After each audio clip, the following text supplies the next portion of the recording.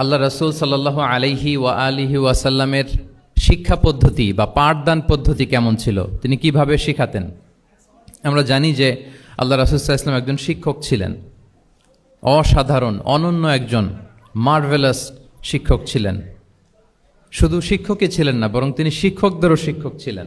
এবং তিনি নিজ হাতে এমন কিছু শিক্ষার্থী তিনি তৈরি করেছিলেন, গড়ে তুলেছিলেন, যারা এই পৃথিবীর ইতিহাসে শ্রেষ্ঠ প্রজন্ম হিসেবে স্বীকৃত। খয়রুল কুরুন, the best generation ever on earth, এই পৃথিবীর শ্রেষ্ঠতম প্রজন্ম হিসেবে তারা স্বীকৃত হয়েছেন। এবং তিনি তার শিক্ষা পদ্ধতির মধ্য দিয়ে গোটা বিশ্বকে সততা শিখিয়েছেন, সভ্যতা শিখিয়েছেন, মানবিকতা শিখিয়েছেন, স্পিরিচুয়ালিটি শিখিয়েছেন, আধ্যাত্মিকতা।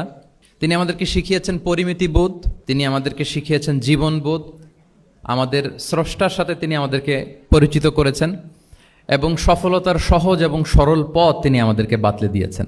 আজকের এই ডিসকোর্সে বেসিকলি আমরা ওনার লাইফ স্কেলের একটা দিক নিয়ে ফোকাস করব, অর্থাৎ ওনার পাঠদান পদ্ধতি, কিভাবে তিনি সাহাবাদের সাথে ইন্টারেক্ট করতেন, তাদেরকে শিখাতেন, পাঠ দিতেন। শুধুমাত্র কেবলমাত্র এই বিষয়টাতে আমরা ফোকাস করবার চেষ্টা করবো ইনশাআল্লাহ। আমি আমার আলোচনার শুরুতে সূরাতুল বাকারার একটি আয়াত তেলাওয়াত করেছি, 129 নম্বর আয়াত। এই আয়াতটি বেসিকলি আল্লাহ রাসূল সাল্লাল্লাহু আলাইহি ওয়া আলিহি ওয়াসাল্লামের জন্য সাইয়েদনা ইব্রাহিম আলাইহিস সালাম দোয়া করেছিলেন মক্কার ধুধুমরু প্রান্তরে। এখনকার মক্কার মতো না, তখন জনমানব শূন্য মক্কা ছিল, ধুধুমরু প্রান্তর, চারিদিকে কেউ নেই। তো এরকম একটি ব্যারেন ল্যান্ডে সাইয়েদনা ইব্রাহিম আলাইহিস সালাম আল্লাহ তাআলার কাছে একটা দোয়া করেছিলেন। ওই দোয়াটাই আল্লাহ তাআলা সরাসরি কোট করেছেন সূরা বাকারায় 129 নম্বর আয়াতে। এবং সেখানে তিনি বলেছেন, রব্বানা ওয়াবআথ ফীহিম রাসূলাম মিনহুম ইয়াতলু আলাইহিম আয়াতিকা ওয়া ইউআল্লিমুহুমুল কিতাবা ওয়াল হিকমা ওয়া ইউযাক্কিহিম ইন্নাকা আনতাল আজিজুল হাকীম।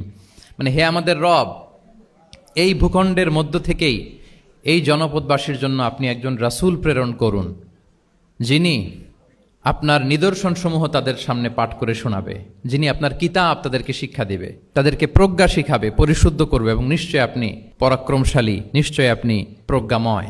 এই দোয়াটি ছিল সাইয়েদনা ইব্রাহিম আলাইহিস সালামের। এবং রাসূল সাল্লাল্লাহু আলাইহি ওয়াসাল্লাম আগমনের প্রায় 2500 বছর আগে ইব্রাহিম আলাইহিস সালাম এই দোয়াটি করেছিলেন। 2500 বছর আগে, যখন কেউ ছিল না মক্কায়। মক্কা ওয়াজ এ টোটালি ব্যারন ল্যান্ড, কোনো গাছপালা ছিল না, কিছু ছিল না।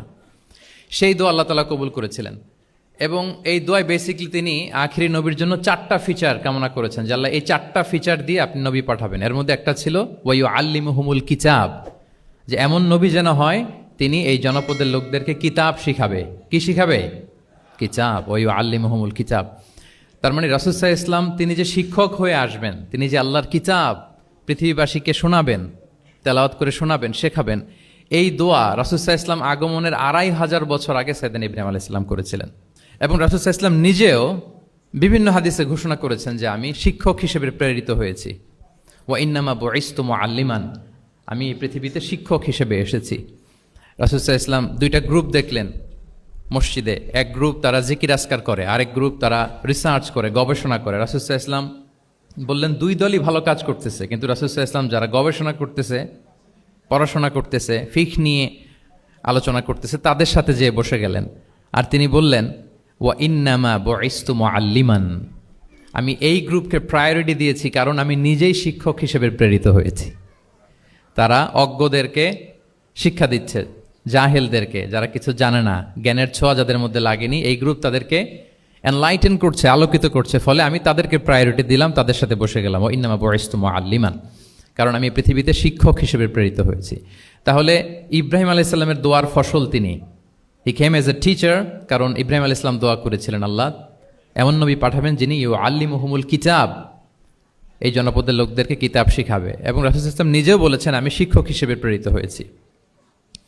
এবং জ্ঞানার্জনকে রাসূল সাল্লাল্লাহু আলাইহি ওয়াসাল্লাম বাধ্যতামূলক করেছেন, ম্যান্ডেটরি ফর অল। এবং জ্ঞান যে সবাই অর্জন করবে এটা তিনি বলেছেন, এটা সবার জন্য অবধারিত। শিক্ষার্জন এটা মানুষের মৌলিক অধিকার। তিনি বলেছেন তলাবুল ইলমি ফারিদাতুন আলা কুল্লি মুসলিম, পৃথিবীর প্রতিটি মুসলমানের জন্য জ্ঞান অর্জন এটা ফারিদা, আবশ্যক, ম্যান্ডেটরি, এটা অপশনাল না, এটা কম্পালসারি।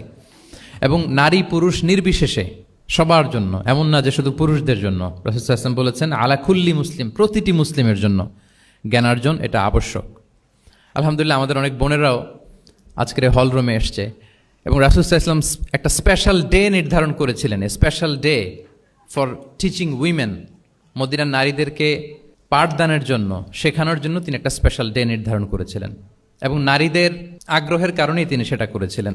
তারা একবার এসে রাসূলুল্লাহ ইসলামকে বললেন যে গলাবানা আলাইকা রিজাল ফাজা আল্লানা ইয়াউমান মিন নাফসিক, হে নবী, আমাদের মনে হচ্ছে পুরুষরা বেশি প্রায়োরিটি পেয়ে যায়, আপনি আমাদের জন্য স্পেশাল একটা ডে নির্ধারণ করেন, একটা দিন যেদিন এসে আমরা আপনার কাছ থেকে অনেক কিছু শিখবো, জানবো।